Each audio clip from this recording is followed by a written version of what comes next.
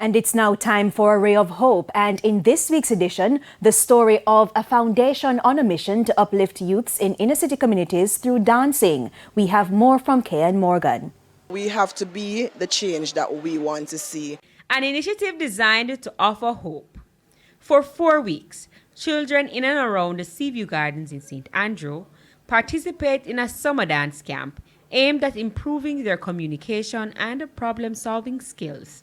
Sasha Gay Harris Bent is founder of the Bent on Hope Foundation. It's a burden to just think about, the generation or the country that you're going to have if we have so many of our kids uneducated outside of the classroom. The camp, which ran weekdays from July 5 to mid-August, saw children learning dub poetry and dances from a variety of genres.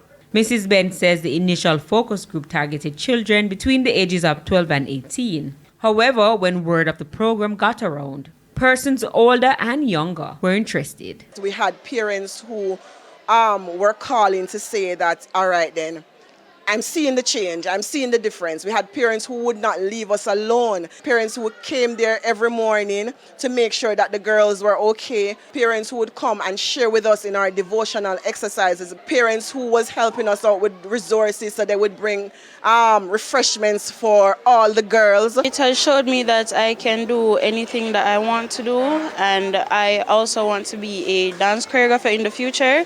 So it has helped me to learn the basics of dancing. Excellent idea, because at times when the children don't do well in other areas, when it comes on to dancing, the artwork, those things, the children are more willing to do those things. They are more willing to be involved. And although the program was short, Mrs. Bent is satisfied with the impact it has had on the participants' attitudes. At the end of the day, it builds self-confidence. So we saw kids who came in who were natural introverts.